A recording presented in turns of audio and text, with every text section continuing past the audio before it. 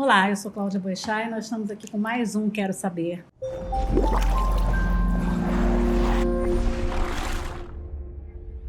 E desta vez vocês vão observar que ele está um pouquinho diferente. A gente não vai falar sobre um tema específico, a gente vai falar pelo nome atrás do modelo DR for Time no Brasil, Patrícia Piacentini. Olá! Prazer enorme ter aqui.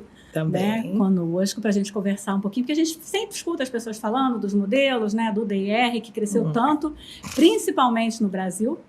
Né, eu acho, não sei se o DR é mais forte em algum outro lugar, mas eu acho que no Brasil ele tem uma importância muito grande graças ao seu trabalho. Incrível, né? Sim. Então, vamos lá, vamos começar contando um pouquinho da sua história, né, e lá nos Estados Unidos, quando tudo começou, certo? Com autismo, né? Com autismo. O primeiro contato com autismo. A gente tem que resumir um pouco, porque senão vamos passar o dia aqui, né? Lembrem que eu não tenho tão pouca idade assim. Aquela história do senta que lá vem história, né? Mas vamos lá.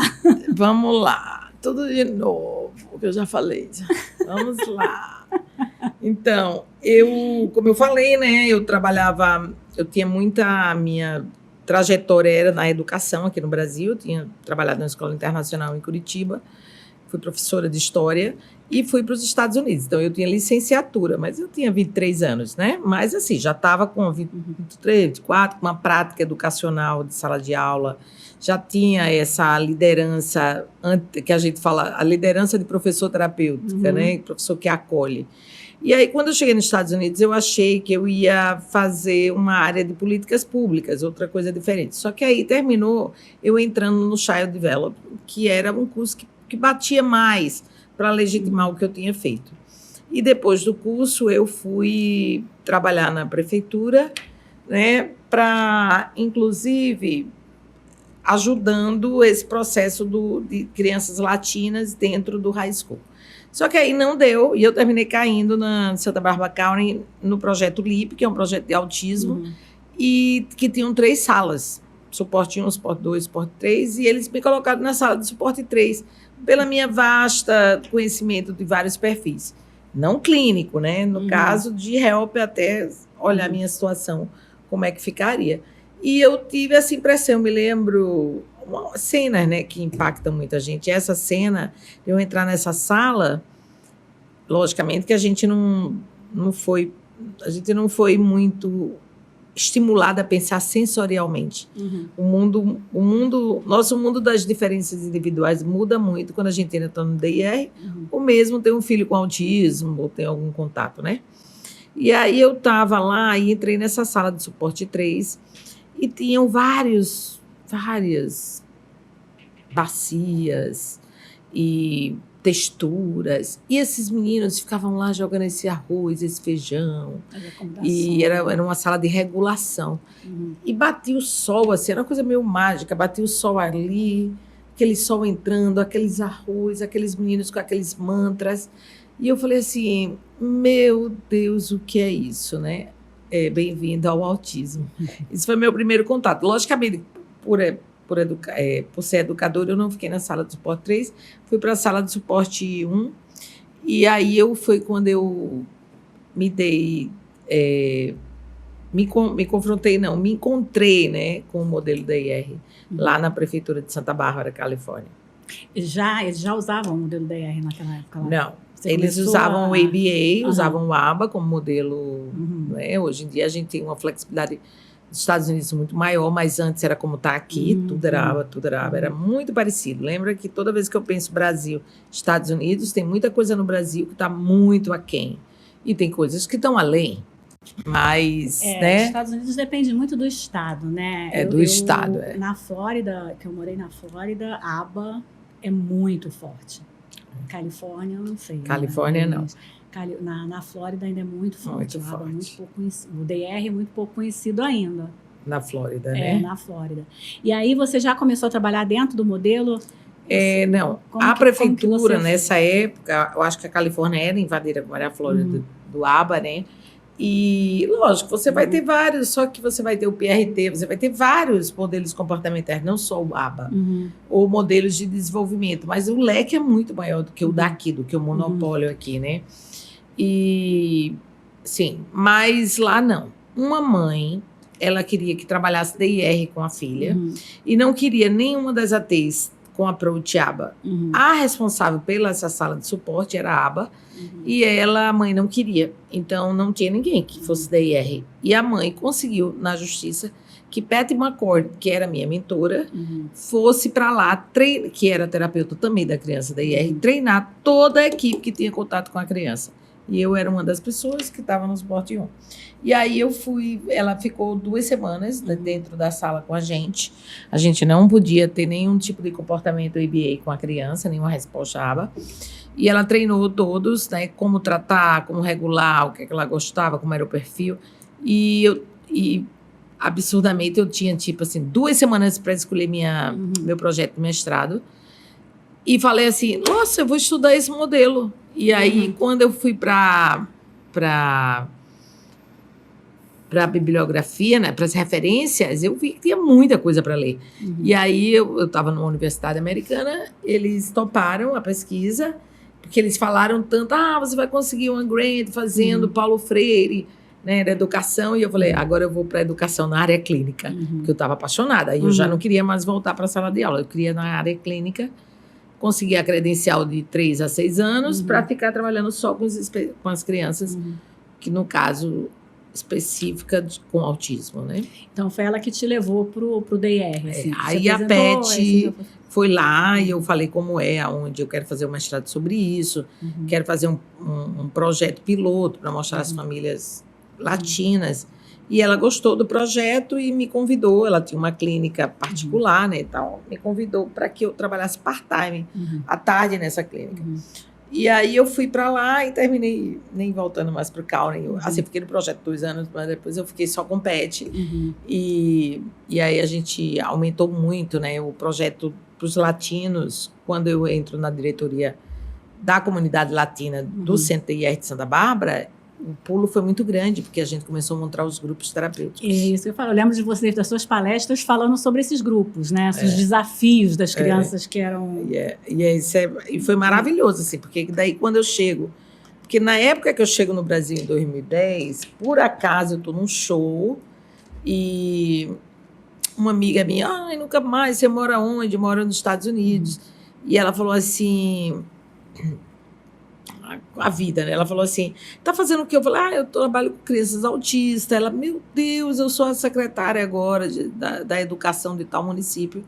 E ninguém sabe o que fazer com esses meninos, está lotado lá. Por favor, uma palestra. Eu, não vou, que eu estou em Recife, eu vou dar palestra. Imagina ela, porque eu estava conversando com ela na noite, falando, nossa, o impacto sensorial. Ela, que é isso? Não sabia nada disso, em 2009, 2010. E aí ela, por favor, eu vou te buscar em casa, dar essa palestra lá para a comunidade de professores desse município e tal. E eu topei, né? Eu falei, tá bom, amanhã vai me buscar. E aí eu dei essa palestra, só que aí depois o município todo, depois o estado todo. E aí começaram as palestras. E eu não conseguia voltar para os Estados Unidos, porque a demanda aqui é muito grande. Né? E foi por isso que você mudou para o Brasil? As coisas começaram a acontecer. Não tinha como voltar. E aí eu tinha os grupos terapêuticos lá, eu comecei a ficar 6 meses, mas eu podia ficar nos Estados Unidos como se fosse um tempo, como tu fala, sabático né? Tu brinca assim, né? Não sei nem se pode falar isso, né? Pode. Ser capacitista. Eu posso ir lá, mas eu não posso assinar nenhum contrato, porque às vezes a demanda aqui é muito grande. E aí o DIR, só em 2023, né? 2020, que a gente conseguiu legitimar internacionalmente o modelo DIR. Mas até lá eram workshops, a Cláudia Bochafon aqui, nossa, me fazia inventar tudo desde que eu fosse fazer. E eu acho muito a Itaperuna fazer. Muitos. Acho que em Itaperuna eu fiz uns 50 apresentações. Muita coisa. Era muita coisa. E lá em Recife, como que você... Quando começou o centrinho lá, o CDI? Então, e aí eu vim fazer essa palestra e tal, e eu sou de Recife, né? E a minha filha tinha entrado na universidade aqui, não queria estudar nos Estados Unidos, queria morar no Brasil. E eu já estava totalmente, né, dentro, e também calhou com o divórcio. Nessa fase eu entrei num divórcio muito sofrido, então tudo calhava para ficar aqui no Brasil. E aí eu comecei a ficar, dar as palestras, e conheci em Aracaju, Juliana Maia, que estava terminando o doutorado, e falou porque era de Recife, que pensava em mudar para lá, né? E que se a gente não podia montar junto. Eu falei, olha, montar não sei, porque eu tenho que ir para os Estados Unidos, estou no processo de divórcio, mas eu posso... A gente pode fazer um summer camp, que é o jeito que eu estava esperando a Prefeitura de Santa Bárbara patrocinar. E aí eu falei, eu vou fazer um laboratório aqui. Arranja 10 crianças que eu banco, eu faço isso, só para a gente ver o laboratório e esses profissionais. Só que nesse mês antes do Summer Camp, já tinha rodado, tipo, um ano antes os workshops. Então, toda aquela equipe eu já tinha, por causa dos workshops, né? Tanta gente que eu conheci no caminho. Só para quem não conhece o Summer Camp, um evento, né? De formação também, né? De formação, é o primeiro evento que fala do IR no Brasil. E a gente não fez hoje onde é a sede do CDI, a gente fez numa fazenda de uma das mães. Quando a gente acabou essas 3 semanas de estimulação, o avanço desses... Lembra, a gente também não tinha um método. O Recife era muito precário nessa época, 2010. Então, não existia não existia nada. Você é o quê? Eu sou fono e atendo. Então, estava muito perdido esse mundo do autismo. Então, essas crianças, que logicamente não eram da rede pública, eram crianças, né, privilegiadas, que os pais se reuniram para fazer isso. E a gente ficou nesse clube 3 semanas. E quando acabaram as 3 semanas, o avanço neurológico foi uma assim, surreal. Essas mães ficaram loucas. Meu Deus, a criança que não falava começou a intencionalizar. Maravilhoso, porque é muito estímulo, né? O Summer Camp é baseado nas 3 áreas de desenvolvimento, que é motor, sensorial, né? E linguagem. Então, a gente tinha essas salas montadas, muitos profissionais trabalhando, e o treino com tabela. Então, como é o Summer Camp até hoje, 15 anos, né? Então, a gente fez isso e lógico que ele expandiu para o Brasil todo, mas o mais importante é que quando acabou, eu tinha que voltar para os Estados Unidos. E eu vim para o Rio de Janeiro. O Rio de Janeiro era muito perto, eu ficava muito no Rio, porque tinha um grupo de mães em São Conrado que eu tinha conhecido no Denver Center e que estava aqui, então eu fazia esse assessoramento. Então eu sempre estava treinando profissionais daqui, como todas, a maioria que saíram do Rio passaram pelo CDI, né? Eu acho que o mais interessante do Centrinho, vou voltar para falar do Summer Camp, né? Porque eu tive o privilégio de mandar uma galerinha lá para o Summer Camp, a Bruna, a Aline, né? Uma turma que foi para lá, se capacitou e voltou. E aí, sob sua orientação, a gente abriu lá em Itaperuna. Mas o bom é que elas ficavam 3 semanas, né? Como aprendendo, com palestras. Ainda acontecem. Elas ficam 3 semanas, as crianças lá, né? E os pais tendo encontros também, né? De orientação. Então tem isso tudo. É muito intenso, tudo, né? Eu lembro que a equipe, assim, todos bem-vindos, né? A gente contrata todo ano, são 30 profissionais no máximo, né? Porque nunca cresceu. Você não faz para 5 mil crianças, não é bem assim. A ideia era que ele se multiplicasse, ele multiplicou. Né? Não é eu consolidar em um lugar só, mas que todo mundo que fosse lá aprendesse e pudesse copiar. Eu nunca... Aprendeu, pode fazer na sua cidade. Aprendeu, pode fazer. Não era uma franchise, era algo de graça, de aprendizado para melhorar a condição dessas crianças. E é um projeto que deu muito certo. E aí, depois do Summer Camp, os pais quiseram. Só que eu voltei para os Estados Unidos e fiquei lá e começaram a falar, olha, tem uma casa aqui, os pais estão se reunindo, eles querem. Eu falei, eu não quero ter um gasto. Tudo bem. E aí, foi quando eu conheci Juliana Maia, que falou, não, eu não quero, vamos fazer mesmo. Eu falei, faz aí que eu assino. E aí, ela montamos o projeto CDI, que foi esse projeto pioneiro. Sim. Eu acho que a Bruna, as meninas lá de Itaperuna não foi na segunda ou terceira turma? Eu acho que na terceira ou quarta turma. Primeiro, turma. Não sei, não foi. Não, terceira, não. A primeira era um pessoal no Mato Grosso do Sul. Sempre tem uns anos, né? Eu acho que a terceira turma foi o pessoal do Carcizinho. Porque o Carcizinho, elas foram antes da gente abrir o Carcizinho. Então, o Carcizinho abriu quando? Trazendo um pouquinho a história, né? Eu tive o diagnóstico do meu filho no dia 2 de abril, né? Agora me lembro, tem 15 anos, tinha 2 anos e pouquinho. E aí eu fui assistir uma palestra sua em Campos, que você abriu, eu lembro que foi na época época do show da Shakira com a... Eu sei que você era a Shakira lá no... Eu fui aquela palestra. Te esperando. Ah. Você fez uns intensivos antes, o Dani, você fez uma avaliação no Dani. Ele era atendido por uma TO e uma fono lá de Campos. Isso. E aí a gente levou um monte de gente para lá. Assim, aquilo que você falou, uma fono, uma física, uma TO, uma pedagoga, e cada uma atendendo sem um modelo específico. E foi quando a gente se conheceu, e aí começou a estudar. Aí a Bruna e a Aline logo depois foram lá em Recife, fizeram o Summer Camp, e depois a gente trouxe e montou o centrinho ali em Itaperuna, no Caci. Foi. E você ainda ficou indo várias vezes, depois que você foi uma vez lá em Campos, depois você ficou indo várias vezes em Itaperuna. Quase mudou para lá. Não, era muito. Aí na hora do checkmate, você tem que mudar para cá. Eu passei a Helena. Olha, vamos, eu tenho essa pessoa muito boa que adora a cidade pequena. E a Helena foi para lá, foi isso mesmo. Mas aí a gente já tinha 5 anos de parceria. Sim, todos foram muito treinados. Foram muitos que foram lá para o Summer Camp. Tipo uns 3 anos de um trabalho, não se montou aquele trabalho humano. Não, foi muito tempo. Foi muito tempo. Começaram o Dani já tinha uns 5, quando a Helena entrou ali. Dani tinha uns 6 anos, a gente viu com 2 anos. Eu lembro que Dani em estado de alerta, aquele estado muito sensorial, muito em alerta, as orientações para fazer em casa. E todo mundo tendo o primeiro contato com o DR, né? Que ninguém conhecia nada do modelo DR. E você eu me lembro você nas sessões maravilhosas, brincava, entrava, até Luiz tinha que entrar. Era trazer os pais, né? Eu lembro do Luiz, por que essa mulher fica me dando ordem? Não reclama não, obedece. Que ninguém dava ordem no Luiz, você era a única que dava ordens no Luiz. Ele ficava meio assim. E paralelo ao Centrinho Cassizinho também tem a Manaus, eram vários abrindo nessa política, né? E a gente abriu no teto da clínica. Isso, lá no 3º andar. No 3º andar. Saiu quebrando tudo. Quebra. Vamos fazer tudo. E depois disso... Deu certo, né? Deu certo, durou muito tempo. E depois disso, a doideira de fazer uma conferência, lembra? Ali foi uma loucura. A conferência, eu acho que a gente não...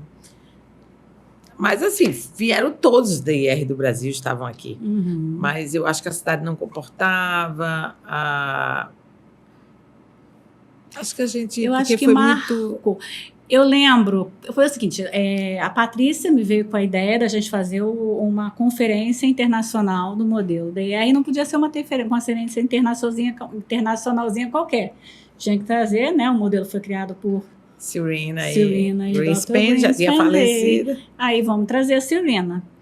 E aí a gente fez não sei se você lembra disso, a gente fez uma vídeo chamada com ela, e ela me fala que Itaperuna era parecida com Boca Raton. Lembra disso? Você lembra? Eu lembro, não me esqueço. Não, a gente vai passar um caminho através das montanhas. Essa mulher veio achando que estava indo para o paraíso. Chegou em Itaperuna, quem conhece sabe que não é um paraíso. Mas no final... Boca Raton, ela achou que era parecido. Porque era o número de habitantes. A única semelhança era o número de habitantes. Mais ou menos 100 mil habitantes. Foi a única... Meu Deus. Lembra disso? Mas eu acho que o hotel mas foi bom porque também eu acho lá. Mas no fundo deu certo, né? Foi muito bom. Veio a Serena, a Sherry e a Rosemary. Foi. E fora os outros, a Juliana estava lá, né? Tinha muita gente, né? Todo mundo fez parte da parte de capacitação de todo um monte de gente, né? Só que o grande problema é que nessa fase, eu acho que ela já queria essa destituição, que o modelo fosse, faça aí o modelo, dê a certificação aí. Talvez eu tivesse criado CDI, Floor Time, e tivesse dado a certificação pelo CDI, teria feito até hoje. Mas, lógico, a gente quer algo vinculado a um instituto, né? Algo que se recicle, como a gente tem no... Eu nunca quis isso, porque... Poderia ter feito isso. Eu acho que ela deu carta branca para isso. Quando ela capacitou todo mundo aqui. Assim, fez o primeiro módulo. Mas depois nada foi validado quando abriu o internacional. Isso. Então, mas as pessoas aprenderam, né? A questão da validação do Instituto ela é muito importante, porque o Instituto está em pesquisa o tempo todo, está vinculado a outros pesquisadores universitários. E quando você fica sozinho dentro de um processo, quem vai reciclar? O processo clínico é muito importante, mas você tem que ter um grupo avaliando, revendo os casos. É diferente de você ter um instituto. As supervisões, né? Porque isso tem que acontecer, porque daí que vem as pesquisas. Fala que tem pesquisa acontecendo no mundo inteiro, No né? mundo Tem que ter inteiro. alguém Você viu antenado. agora em Romênia, o DIR entrou como modelo absoluto agora. Então, isso é uma conquista dos psicólogos, né? Como modelo validado dentro da psicologia. Então, isso é maravilhoso. Saiu hoje. Hoje eu postei lá no meu Instagram. Então, assim, hoje no Brasil tem dois institutos, né? Que fazem a capacitação do modelo DR, cada um de um jeito. E aí depois a gente pode botar os nomes aqui. E você sempre esteve, desde sempre, vinculado ao CDL, né? Não, eu dei aula na Profecto também. Mas você, a sua história vem toda desde lá? Não, a minha história vem do DIR, mas quando tem a ruptura do DIR do ICDL e da Serena, basicamente, que cria a Profecta, todas foram para a Profecto, inclusive eu. Então, muito tempo no Brasil era Profecto. Muito tempo. Sim. Eu trouxe todo mundo para a Profecto. Mas aí, por questões de discussões internas, eu não me senti mais representada pelo mesmo grupo que eu treinei. Então, eu aceitei o convite do ICDL, que vivia me convidando, para que eu fizesse parte da diretoria do Brasil. E eu achei que foi super justo pela minha estrada. E aí, eu aceitei dando não para a Profecto. Não tem história do DR no Brasil sem você, né? Você que trouxe, as pessoas não conheciam. Por mais que as pessoas pudessem conhecer, mas não foi essa história, né? Eles não podem mudar essa história, né? Mesmo que eles queiram. Você trouxe o DR, as pessoas conheceram, e essas pessoas que trabalham com DR, os mais antigos passaram por você, com certeza, né? Todos passaram com palestras, nos eventos, e no cada CDI, voa né? Todos passaram. O mais importante é pensar num processo que todos passaram por um lugar que foi Recife, né? É onde tudo aconteceu, por um treino ali dentro. E não tem esse que não passou.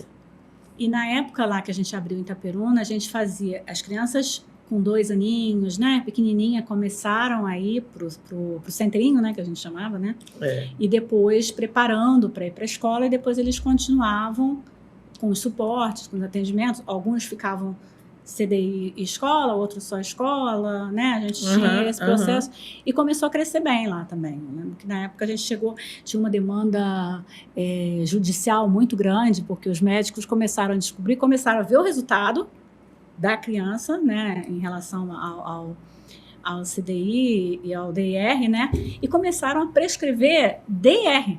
Eles não prescreviam mais físio, fono, TO, eles prescreviam DIR. E aí as prefeituras, eles não tinham esse serviço. E aí as famílias acharam o caminho rapidamente da judicialização, que acontece, acaba acontecendo, e iam para o CDI. Para o centrinho, pago pela prefeitura. E tinha uma prefeitura próxima, em Porciúncula, eu não sei se você lembra, que é um município que são muitos casos de autismo lá. Não é muito, e tem clínicas lá, né? Então, mas aí a equipe do CDI treinou a equipe, a primeira equipe que foi treinada por você, a Helena, a Bruna, as meninas treinaram Porciúncula e eles montaram um centrinho lá. Que ótimo. E continua até hoje. Talvez não exatamente no mesmo formato, porque mas daí dentro do modelo. Começou a fazer também Summer Camp no centrinho. Sim, nós chegamos a fazer alguns Summer Camp. E aí o Summer Camp ele exige a equipe de treino, né? E assim, e com supervisões. Então, uma coisa que eu acho muito legal no DR é exatamente essas supervisões que precisam acontecer, né? Para você ter um olhar de uma outra pessoa em relação ao atendimento. E lhe ajudar, né? O grande... Eu não acho que se... ou o caso não avança, ou ele avança demais, ou ele fica estagnado, é hora, no caso clínico, né, o seu paciente, é hora de pedir ajuda. E como é que a gente vai dominar tantas áreas? Então, você pode estar ali naquela hora que a criança esteja com muito movimento, você fala, eu não posso botar uma físio 24 horas, mas eu aqui tô, sei lá, como é que eu vou usar o movimento para isso? É a físio que vai te dar esses pontos, né? Uma coisa que não é comum aqui, pelo menos ainda não é, não vou falar que não é agora só não, mas nunca foi, assim, a questão da transdisciplinaridade, a gente pode ver isso dentro do DR, que é você ter um físio orientado por um fono, né, e ele vai fazer, e sem aquelas, eu acho que aqui no Brasil a gente acaba ficando muito preso nessa questão profissional, dos conselhos, né, que não pode, e isso no DR eu acho que quebra um pouco isso, né? Você vai dentro... Já tiveram várias brigas, né? Eu me lembro que, imagina, eu chego num país que era para... Não sei quem fazia essa discussão sensorial nesse país em 2009, mas eu não via isso dentro do contexto do Brasil inteiro. Então, eu trago todo esse knowledge, todo esse conhecimento dos processamentos vindo dos Estados Unidos. Foi um baque, todo mundo queria ouvir. Ninguém queria saber qual era o modelo, queria ouvir o que é isso, ele anda por quê, ele come por quê. Queria entender perfil, processamento, como é que é a visão. Meu Deus, como é que se impacta o cérebro? Era essa a grande discussão. Era como se eu fizesse a leitura do teu filho. Teu filho tem essa desordem sensorial que está impactando essas capacidades funcionais. E vocês não sabem, mas ela tem um manual. Porque aquele livrinho, aquele livro eu não lembro o nome agora, aquele livro que você escreveu, acho que com a Ariela. Não? Com a Ariela. Com a Ariela, tem umas tabelinhas, e assim, eu lembro quando eu mostrei aquilo a primeira vez pro meu marido, ele, nossa, Dani tem manual, eu não sabia. Porque assim, o que pode ser andar na ponta do pé? Aí tinha falando o que poderia ser, o que pode ser, como dicas, né? E aquilo é muito legal. E eu já tentei, eu já indiquei aquele livro para muita gente, e eu não sei onde que a gente consegue comprar. Ele tem... Então a gente tem que... Lançou um novo agora, né? O estudo de casa, eu devia ter trazido. Mas aquele ali sempre pede no CD que ele encaminha para você. Sim, porque assim... Ele sempre é um livro... peça para ele falar para a Júnior, porque como ele não ficou, ele só vendia na BN, em algumas não ficou distribuído, que ele é distribuição que você mesmo faz na gráfica, só com o selo, fica aí, termina não tendo quem distribua para a Amazon. Eu conheci algumas pessoas de outros modelos, as pessoas não têm, até hoje as pessoas não têm noção das questões sensoriais, né? Principalmente se você pegar pessoas que trabalham com aba, normalmente acham que tudo é comportamento. Ainda tem isso, né? Ainda tem isso. Mas mesmo você sabendo que a gente tem um contexto fisiológico para ser visto no autismo muito forte, ainda tem médicos, pessoas da medicina que acham que não existe esse contexto. Que acham que tudo é comportamento, né? Olham tudo com aquele olhar de comportamento, de consequência, né? Sem levar as questões sensoriais. Eu já indiquei muito aquilo, já fiz 1000 cópias daquelas partes ali para as pessoas. A gente procura esse livro, não sei onde tem. Ótimo saber para a gente disponibilizar. Porque é realmente muito... Ariela é TO. Aquele livro era, eu acho que em 2009... Eu estava ajudando a Ariela num caso aqui, num caso clínico, supervisionando lá dos Estados Unidos, e eu nem conhecia. Hoje ela é uma das presidentes da ABS, né? Associação Brasileira de Integração Sensorial. É uma TO. E aí ela falou, vamos fazer esse livro falando D e R para a gente já ir.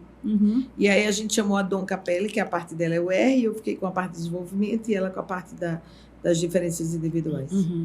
E o Tino?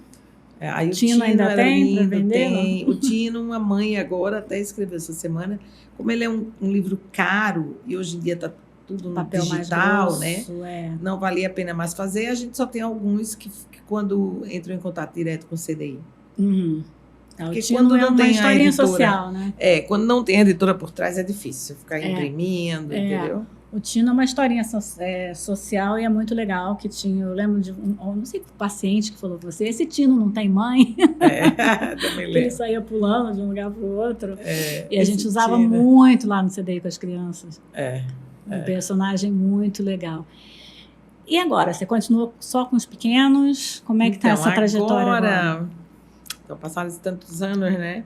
Eu estou começando a me reorganizar para o PhD. Então, eu estou voltando agora para os Estados Unidos para fazer esse PhD e é em Early Intervention, né? Que é só bebês. E é o que eu estou, porque eu me preocupo muito com a intervenção precoce. Então, agora eu já estou começando a receber alguns bebês, me focalizando mais nos bebês, até porque a gente tem um exército já super forte sabendo lidar com o autismo no Brasil. A gente precisa agora receber com 3 meses de idade e pensar em toda essa parte, né, integrativa mesmo, com um time, a gente chama o teamwork out of the box, né, fora da caixa, que consiga evitar a entrada desse menino nesse no espectro, né, quando não é genético. Então, eu estou recebendo esses bebês agora, estou lá no CDI e estou trabalhando muito. Esse ano foi muito trabalho, muito trabalho. Basicamente, esses 3 finais de semana eu estava Bahia, Fortaleza aqui, lotado as salas da IR, porque houve um avanço muito grande da aceitação da IR nos planos, né, na resposta dessas crianças. E pensando isso, 13 anos depois, né, 2009, 14 anos depois, né? 2009, é isso mesmo. Basicamente, a gente tem... Eu acho que a gente está muito bem dentro... Eu acho que é uma jornada de vitória, assim, do que é o DIR hoje, né? Sem nunca ter se aliado à medicalização, ou ter mudado, ou ter me aliado a modelos comportamentais que eu não acreditava, mesmo tendo pessoas que eu confio muito quando aplicam. É um modelo muito íntegro. Então, a minha jornada é de felicidade, né? O legal do DR é que ele, claro, o ideal é que a criança não esteja medicada, né? Mas se for preciso, sim. Isso a gente não tem, isso é uma discussão médica, né?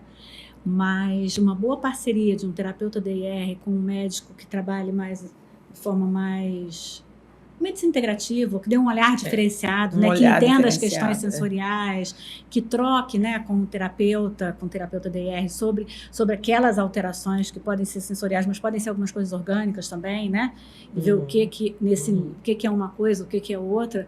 Isso é o melhor dos mundos, né? Se a gente conseguir. Não, isso é o melhor dos mundos. Eu até compreendo quando a gente fala, olha, a parte médica cabe aos médicos, mas cabe muito a nós terapeutas estar lá junto.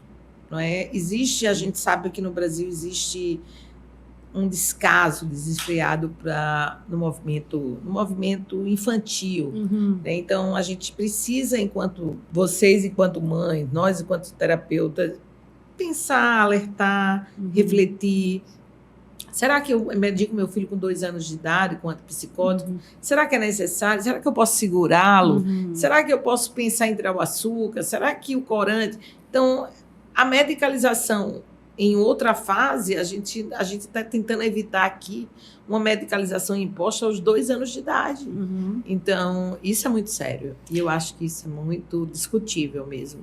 Eu acho que, mas quando a gente tem um suporte de um terapeuta que consegue mostrar um outro caminho, porque se ele ficar só no médico e o terapeuta não entender das questões sensoriais e não validar isso, o jeito vai ser medicar mesmo, porque não vai ter outra saída, a criança vai ficar batendo na cabeça, até que você tenha alguém que consiga. Então, assim, o melhor dos mundos é quando você tem esses dois. Você encontra e você tem o apoio da família, né? A primeira coisa ok, mãos à obra, vamos trabalhar. Eu sou muito objetiva, atendi Cláudia Bochar há muito tempo, sabe disso. As sessões mais lindas de Daniel Begni foram com você sabe disso, né? Que ela foi apaixonada pelo meu filho um tempo.